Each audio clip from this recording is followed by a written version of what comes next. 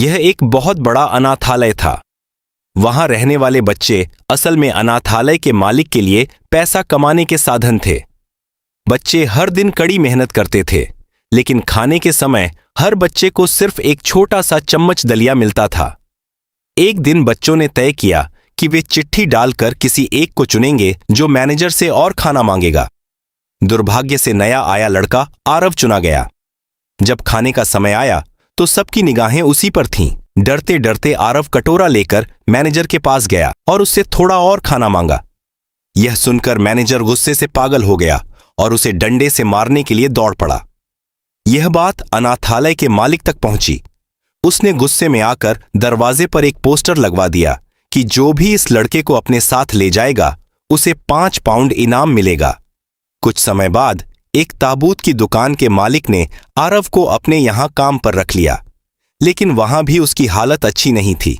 उसे बचा हुआ खाना दिया जाता था और रात को ताबूतों के पास सुलाया जाता था।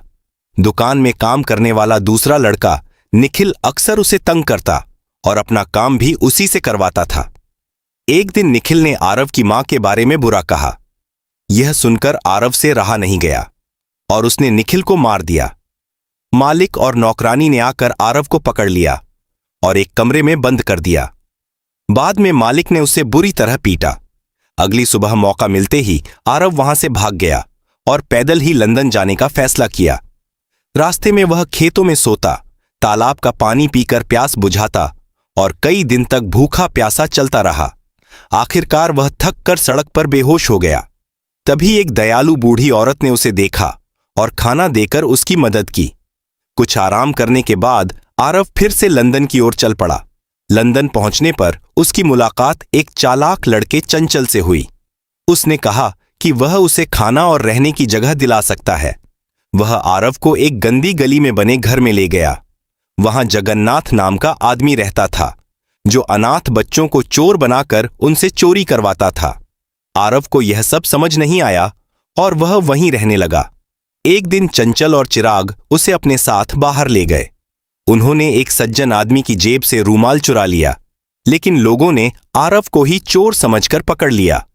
पुलिस उसे अदालत ले गई। सौभाग्य से किताबों की दुकान के मालिक ने सच बता दिया कि चोरी आरव ने नहीं की थी। यह सुनकर दयालु सज्जन ब्रजमोहन उसे अपने घर ले गए और उसकी देखभाल करने लगे। लेकिन कुछ समय बाद बलराम और उसकी साथी नंदिनी ने आरव को फिर से पकड़कर जगन्नाथ के पास पहुंचा दिया। एक रात बलराम और टिल्लू उसे लेकर ब्रजमोहन के घर पहुंचे। आरव चोरी नहीं करना चाहता था, लेकिन उसे मजबूर किया गया। जब घर के लोग जाग गए तो गोली चल गई और अफरा तफरी मच गई। नंदिनी को इस बात का पछतावा हुआ कि एक मासूम बच्चे को इस अपराध में फंसाया गया। उसने ब्रजमोहन को सब सच बताने का फैसला किया, लेकिन जब यह बात बलराम को पता चली तो उसने गुस्से में नंदिनी को मार डाला। जल्द ही पुलिस पूरे गिरोह के पीछे पड़ गई। भागने की कोशिश में बलराम छत से गिरकर मर गया और जगन्नाथ भी पकड़ा गया। आखिरकार आरव को ब्रजमोहन ने अपने घर में अपना लिया। अब उसका जीवन पूरी तरह बदल चुका था। दुखों से भरी उसकी पुरानी जिंदगी खत्म हो गई और उसे एक नया परिवार मिल गया। आगे जानने के लिए चैनल पर बने रहे।